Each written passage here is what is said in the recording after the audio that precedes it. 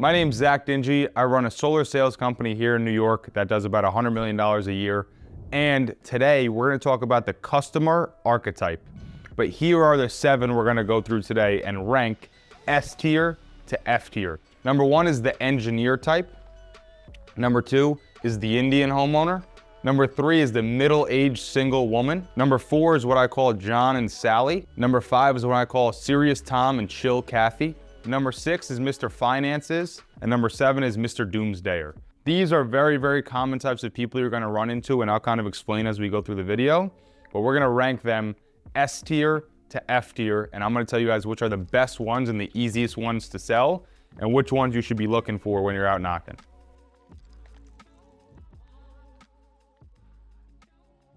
First one we're going to rank is the engineer type. Probably one of the worst ones on this list. The engineer type are the ones who are going to ask you all kinds of crazy questions. They're not the worst, but they're damn close. Engineers can be sold. You just really have to know a lot about the product. They're going to ask lots of questions about, like, what's the wind speed that these things are rated for? What kind of panels do you use? Where do you manufacture them? Who are the guys installing the panels? They're probably the type of people that are going to be standing outside watching the guys install too on install day. So how do you sell this person? You sell this person by, number 1, you have to know your stuff. This person is going to judge your skill set based on how much you know about the product. Number 2, you have to kind of play with them a little bit in the sense of, like, when I sit down with engineers, they'll ask me a question like, how heavy are these panels? And I'm like, John, I don't know the weight of the panels. I know that they go on your roof, the sun goes up, you save a lot of money, and your bill goes down. Why are you worried about the weight of the panel? And I'll kind of play with them a little bit because they'll ask a lot of ridiculous questions. And always a very, very good line to use is when they ask me a crazy question, I'll look at the wife and I'll say, is he always like this? And the wife always laughs. He laughs because he knows he's a pain in the neck sometimes. And that always breaks the tension. To finalize the point with how to deal with an engineer, you just got to be a little playful with them. You have to know your stuff so you can answer their questions. An engineer's whole life is literally to look at drawings, diagrams, and buildings and to find the problems with them. That is what they get paid to do. So all they're going to try to do is find the problems in the product, and you can't let them do that. You just got to play with them and have fun with them, and you will be able to sell engineers all day. So I'm ranking the engineer type at a C. The next one we're going to rank is a doomsdayer. So this person, they are very concerned about what's going to happen to the world. They're going to tell you about conspiracy theories at the kitchen table. You're going to get into some crazy conversations with them. I think for solar, they kind of put all their cards out on the table, and all you have to do is attack what they're showing you. So what do I mean by that? A doomsdayer for solar, I will just explicitly talk about, hey, you know, if the power goes out, you got a battery system, you don't have to worry about any of that kind of stuff. You're still good. You're covered. I'm going to also talk about how corrupt the utility companies are and how you're already paying for going solar and you don't even know it. Isn't that crazy that you don't even know you're paying for going solar? And I'm kind of going to poke them where it hurts so that they really, really start to dislike the utility company, which 9 times out of 10, most doomsdayers really will. They're usually very conservative, very old school type of people, and they don't like the utility companies in general. So I just kind of poke at that and really get them going about it. And then I tell them the solution, which is solar, and how it fits exactly their needs. So doomsdayers are typically very easy people to sell. I'm going to rank them at an A tier as long as you can be very direct with them and show them the pain points and show them the solution. All right, next one we're going to rank is what I call Mr. Finances or Mr. Analytical. This is the person where when you come in, they've already got 3 quotes. They already know all of the price per watt and all the data and what panels they want and everything else. I actually think they're not as hard to sell as some people may think. They're looking for you to answer all of their little questions and play inside of their box, which is totally fine. But as long as you could take back control and let them think you're kind of playing their game while you're really in your own game, that's the way to sell them. So what do I mean by that? That kind of sounds vague. They're going to come in and be like, well, just tell me the numbers or just tell me the panels they're using. Just show me this. Just show me that. You have to be able to take control and say, listen, Mr. Customer, I know you know exactly what you want, but I still have to do my job and make sure I qualify you for these things. And I have to ask you a few questions because if not, I can't do my job properly. So let me go and let me ask you this, boom. And then I'm gonna ask them a question to get them back on topic. And then when they try to get back off and 9 minutes into the presentation, you're like, okay, but what's the price? I'll say, Mr. Homeowner, listen, I understand you want the price, but I have to go through these 3 things. If not, I'm not gonna be able to give you the right price and the right size system. So just bear with me and let me ask you this, boom. And then I ask another question. So the whole point with Mr. Analytical or Mr. Finances is just keeping control of the situation and not letting them dictate the presentation or how this whole thing goes. If they take control, it gets very, very hard to sell them. So maintain control with these analytical and finance people. And then at the end of the day, to sell them, it's got to make sense financially. So these people, they're very, very numbers analytical. I will harp on the numbers at the end. I'll typically make a spreadsheet or some kind of data point to send to them and to show them, and I'll work it there with them. So like we have a sheet that shows what is your payment over 25 years with solar, what is your payment without solar, what if the utility goes up this amount, this amount, this amount, and I'll show them the last 10 years data to get them to understand that, and then I'll show them the next 10 years or 25 years data because that's at the end of the day all they care about. So as long as you play with their game and stay in control, you can very easily sell Mr. Analytics or Mr. Data Guy. I'm gonna rank at a B tier. Everyone knows this one if you're in sales door to door, how to sell the Indian customer. Indians are very, very difficult people to sell. Now, I have my tips for how to sell an Indian homeowner, but everyone knows the stereotype, they want the best deal. They're gonna argue and argue for the best deal. Even once you give them the best deal, they're gonna still argue for more money. So, the best way to sell an Indian homeowner is to start the price at a little bit of a higher price and then know that they're gonna work a deal, and you have to make them feel like they're getting the deal of a lifetime. So I'll be with an Indian customer and I'll show them the price and they're like, oh, you gotta do better than that. I'm like, you know what? Let me see what I can do for you. Let me walk outside, let me call my boss real quick.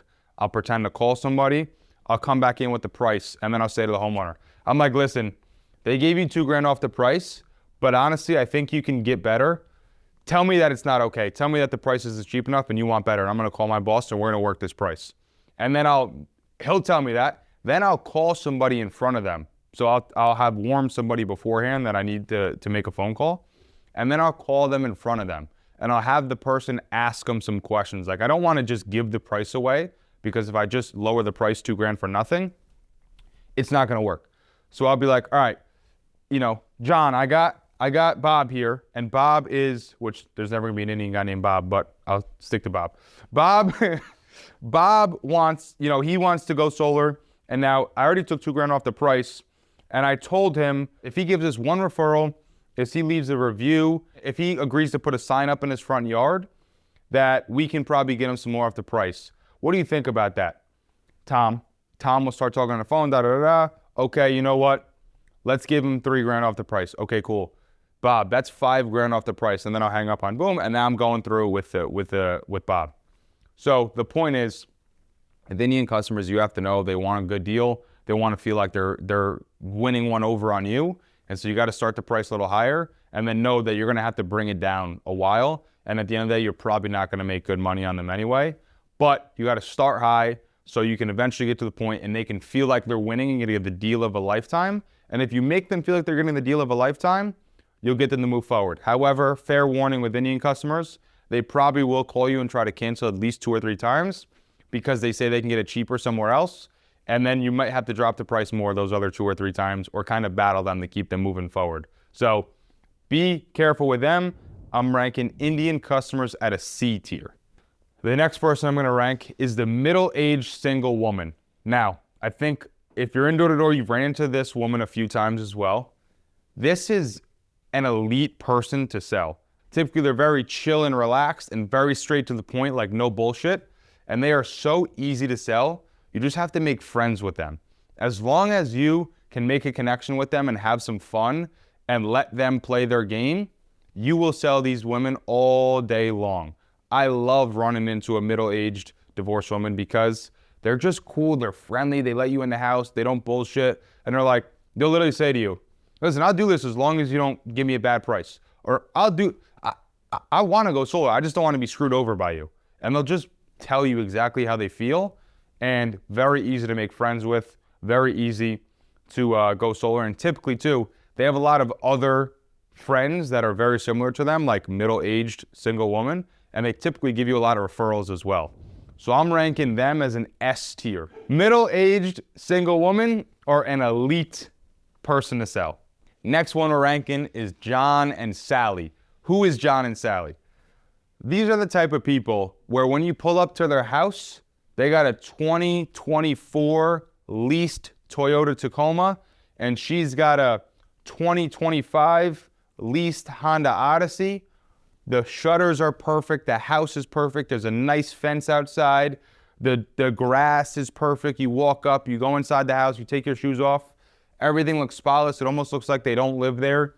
You sit down at the table. They have a notebook right now with their 7 questions already, and they are just like, they mean business. And they're very, very cross their T's, dot their I's. Like, these people are on point. They always want to do their research. They always want to talk to people. They want to talk to 3 or 4 people who have probably had your product. They want to talk to neighbors. They want to look it up on Facebook and Google and talk to people. So how do you sell these people? You got to set the precedent from the beginning. When I sit down with these people, I literally tell them, hey, guys, today we're not making any decision. I'm here just to kind of explain the product and show you how this whole thing works. At the end of this, you're going to know one of 2 things. Number 1, solar really makes sense. And if we're going to do this, we're doing it with you. Or number 2, you're going to say, solar actually doesn't make that much sense, and I'm not sure if we're actually going to use this product. All I ask from you is that at the end, you're going to do your decision, you're going to do your research, but we have a lot of spots to fill. I meet with an average of 20 people a week, and there's a lot of spots to fill. So I don't want to waste your time. I don't want you to waste my time. At the end of this, I just need you to tell me if this makes sense, yes or no. And if it does, I'll give you a day to think about it and make sure you can do all your due diligence. And then tomorrow I come back and we can move this project forward and start and getting the ball rolling. And if not, I just need you guys to tell me that this doesn't make sense for you. So I'm controlling it right from the jump and saying, here's how this is going to go. So that's how you have to sell John and Sally. And also, you have to be very professional with them. You have to be very, very kind of to the point and not fluffing around. And these people are good to sell. They're not the best, they're not the worst, but you just have to make sure you are very, very professional in their house and don't act like a funny guy and kind of have humor with them like you may with somebody else. These people usually mean business. I'm going to rank John and Sally at a B tier. All right, last one we're going to rank is what I call Serious Tom and Chill Cathy. So this is probably the type of person when you pull up to their house. Tom has a blacked out Dodge Ram. There's an American flag hanging. And when you go in the house, the wife has a cut off Harley Davidson shirt on. And they're usually pretty relaxed and cool people. However, a lot of times these people are type A personalities and very, very direct. I love dealing with these kind of people. They're very, very direct. I love dealing with direct people. When I walk in the house, I tell them straight up, listen, I'm going to cut the bullshit. This is not a sales pitch. I'm going to tell you exactly how this works. And I promise you, if we go through this whole process, you're going to do it because you're going to see how corrupt the utility companies are and how much sense solar makes. And boom, I cut right to their chase. The only time you can't sell these people is if you don't have a strong personality yourself and you let them kind of bully you. Because type A people are going to ask you hard questions. They're going to be straight to the point. They don't want to hear no bullshit or no sales pitch. And if you do, they're going to big dog you and they're just going to swallow you up and you're not going to be able to sell them. So when you deal with Serious Tom and Chill Cathy, you have to make sure you're very, very direct, very type A back, and you maintain control of the entire situation. And these people are easy to sell. I'm ranking them at an A tier. Those are 7 of the different customer archetypes you can deal with. Comment below and let me know which one is your favorite. I've been doing this a long time, and I feel like all of them have their own pros and cons. And as a sales professional, you have to know how to deal with all of them. You cannot just say, oh, these are the best and these are the only people I deal with. You'll have a very short-lived career. The greatest salespeople know how to deal with all of those people. And so if you're in sales, just because you might be type A and very direct, doesn't mean you should know how to deal with Mr. Analytical and be able to get down into the numbers. Maybe you have your strong suits, but being a sales professional means you can sell anything to anyone. So if you're in sales, study these different types of people and become really, really good at all of them, and you will have a long and successful career. But anyway, thanks for watching, and I'll see you guys next episode.